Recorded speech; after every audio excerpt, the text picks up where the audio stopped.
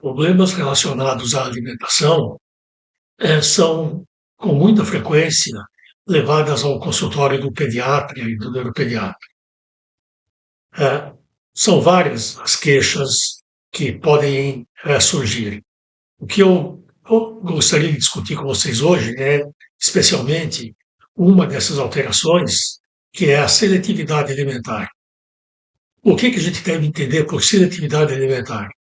É um comportamento ligado à alimentação em que as pessoas eh, passam a consumir apenas alguns poucos alimentos em detrimento dos demais. E a gente vai desenvolver um pouco mais esse assunto, eh, que é frequente na população em geral, principalmente nas crianças, e de modo muito particular em crianças com um transtorno do espectro do autismo, embora não seja específico desta condição. São várias as razões pelas quais alguém pode se tornar seletivo na alimentação. Um aspecto, obviamente, é o desenvolvimento natural do gosto pelos alimentos. Então, que experiências essa criança ou essa pessoa teve, que tipo de associação ela estabelece com determinados tipos de gosto do alimento. E também tem que se levar em conta que faz parte da natureza humana ter um período inicial de experimentação em que você vai definindo de uma forma mais adequada aquilo que te traz mais prazer e aquilo que te traz menos prazer e que vai definindo, de uma certa forma, a tua dieta. A gente não pode deixar de levar em conta a importância de fatores sensoriais, como a textura do alimento, o cheiro, o aspecto. A gente vai voltar a discutir isso posteriormente, com alguns exemplos muito bem definidos. Outra coisa, evidentemente, são experiências anteriores que você possa ter tido com o alimento. Engasgou com determinado alimento, teve uma reação muito adversa com relação a uma determinada alimentação num determinado contexto, e a partir daí você passa a evitar essa alimentação. Tem que levar em conta o estímulo ambiental. Quer dizer, em que condições essa criança ou essa pessoa costuma ter as refeições, que modelos ela tem dos pais responsáveis que estão em torno dela. E outra coisa, a gente não pode deixar de levar em conta a possibilidade de estarmos frente a um verdadeiro transtorno alimentar, que já é uma condição mais séria e que eu posso citar como exemplo a anorexia, que é uma condição que pode acontecer em crianças, é mais comum em adultos, mas que é um transtorno severo da alimentação. Como eu já disse logo no início dessa nossa conversa, embora a seletividade alimentar possa ser encontrada num amplo espectro de pessoas, ela é muito frequente e bastante severa, em geral, em pessoas com o transtorno do espectro do autismo.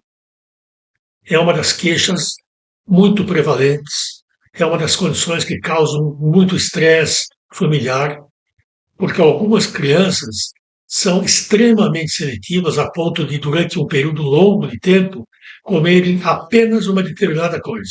Eu já acompanhei crianças que, durante alguns meses, aceitavam apenas pipoca, e uma determinada pipoca de uma determinada marca, feita de um determinado jeito.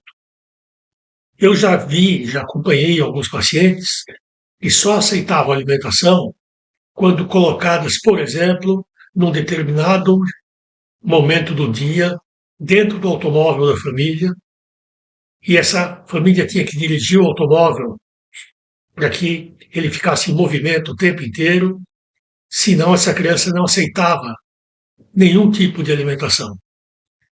E você pode encontrar seletividade voltada para vários aspectos dos alimentos. Você pode encontrar pessoas que optam por alimentos de uma determinada crocância. Eles evitam, por exemplo, alimentos pastosos, optam pelo cheiro da comida, cheiram antes de comer, percebem mínimas mudanças da forma como aquela comida foi feita pelo cheiro e de uma forma muito mais aprimorada do que um de nós consegue fazer. Outras escolhem pelo jeito da comida, pelo aspecto da comida, outras pela forma como a comida é colocada no prato. Por exemplo, alguns deles só aceitam comidas colocadas lado a lado, feijão, arroz, carne, farofa, contanto que um não encoste no outro, e comem numa determinada sequência. Outras só aceitam comida num determinado prato.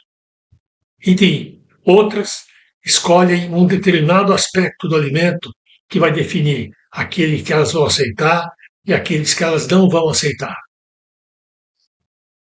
O tratamento dessa condição é feito através da intervenção psicológica, usando técnicas da psicologia comportamental.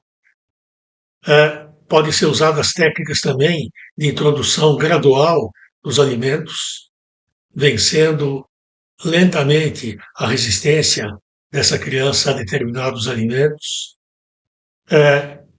Às vezes vale a pena você permitir que a criança te ajude no preparo do alimento, tornando essa tarefa uma tarefa de interesse para ela e fazendo com que a relação dela com os alimentos se torne mais lúdica e mais agradável.